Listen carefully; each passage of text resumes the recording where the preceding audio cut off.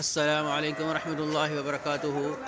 جامع مسجد توحیدیہ اہل حدیث محلہ بلال گنج گلی نمبر 1 حجویری ٹاؤن حلقہ قدوسی شہید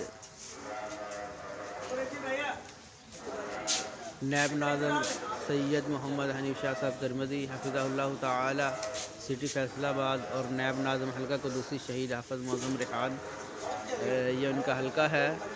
اور مسجد توحیدیہ اہل حدیث کے قریب ہی الحمدللہ مسجد کے سامنے یہ ہر جمعۃ المبارک کو نماز فجر کے بعد یہ ناشتہ کروایا جاتا ہے تمام حلقے کے بھائیوں کے لیے، نمازی بھائیوں کے لیے۔ اللہ رب العزت ان کی اس نیکی کو قبول و منظور فرمائے۔